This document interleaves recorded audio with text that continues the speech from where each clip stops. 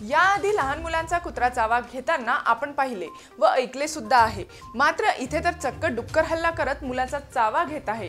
ही घटना आहे गोंदिया नगर परिषद अंतर्गत येणाऱ्या यादव चौक परिसरात जवळील हेमू कॉलनी येथील।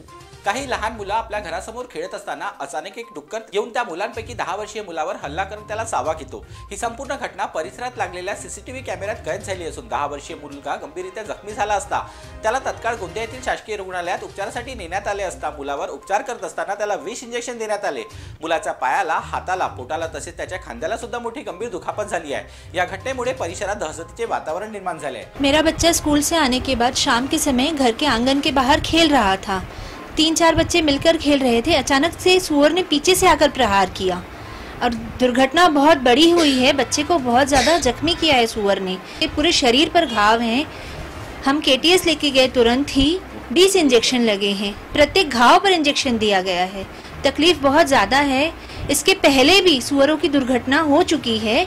हमारे एरिया के पार्षद कल्लू यादव जी ने सीईओ, नगर परिषद के सीईओ को इसका लिखित में ज्ञापन दिया है कि इनकी कुछ व्यवस्था की जाए, लेकिन कार्रवाई संपूर्ण कभी नहीं होती है।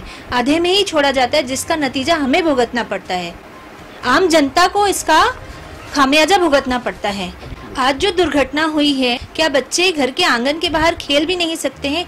10-10 के झुंडों में सुअर घूमते हैं, जिससे बच्चे दहशत में हैं। किसी बच्चे की मौत का इंतजार कर रही है नगर परिषद कि उसके बाद सुअरों को हटाया जाएगा। नगर पालिका के प्रशासन को इस ओर जरूर ध्यान देना चाहिए। सुअरों का पूरे शहर के अंदर में बहुत भयानक माहौल है, बहुत भयानक आतंक है पूरे सुअरों का। ये दूसरी घटना हो चुकी है हमारे परिसर के अंदर में। इसके पहले सेठ सूर्यमल बगीचे के अंदर में एक घटना हो चुकी थी। उस टाइम में भी हमने मुख्य अधिकारी को ज्ञापन दिया, कलेक्टर महोदय को भी ज्ञापन दिया था। इसके पूर्व भी जब मैं नगर परिषद का उपाध्यक्ष था तब नासिक से टीम बुलाई गई थी सुअर को उठाने के लिए। 15 दिन तक की मुहिम चली। क्या कारण था, किस कारण से उन लोग को वापस भेज दिया गया, वो मुझे मालूम नहीं। और आज इतनी बड़ी घटना होते होते बच्चे, अगर छोटा बच्चा रहता तो शायद हमारे बीच में नहीं रहता। बच्चा थोड़ा सा बड़ा था करके उसने अपने आप को सह लिया और वहां से बचने की कोशिश भी किया, लेकिन आज छोटा बच्चा रहता तो एक बड़ी घटना हो सकती थी। कई बार मुख्य अधिकारी महोदय को ज्ञापन हो चुका है। कलेक्टर महोदय को भी हमने 2 से 3 बार इस पर ज्ञापन दे चुके हैं, लेकिन अभी तक कोई एक्शन नहीं हुआ है। शायद ऐसा लगता है कि आज गडर योजना ने एक मजदूर की मौत के बाद ही जागरा है कि नहीं जागरा मालूम नहीं। तो मुझे ऐसा लगता है कि ये सुअरों और कुत्तों को जैसे अगर जब तक कि किसी बच्चे की जान जाएंगे नहीं, तब तक मुझे लगता नहीं कि हमारा नगर परिषद का सोया प्रशासन जागेगा। गोंदिया शहराच्या अनेक ठिकाणी मोकाट डुकरे फिरत असतात, त्यामुळे ही डुकरे जंगली डुकरांप्रमाणे कधी कोणावर जीव घेणार, हल्ला करणार हे मात्र आता काही खरं नाही। असाच एक प्रकार गोंदिया नगर परिषद अंतर्गत येणाऱ्या यादव चौकातील हेमू कॉलनी या परिसरात घडला।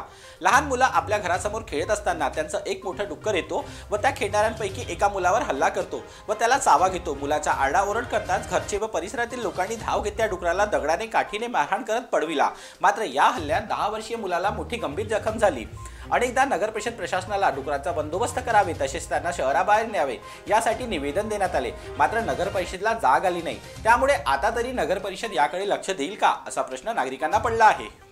जीबी न्यूजचे प्रत्येक अपडेट मिळवून घेण्यासाठी तुम्ही आमच्या चॅनलला लाईक करा, सबस्क्राइब करा आणि शेअर करा, तसेच बेल आयकॉनला सुद्धा प्रेस करा। आपला जिल्हा, आपली बातमी, जीबी न्यूज गोंदिया।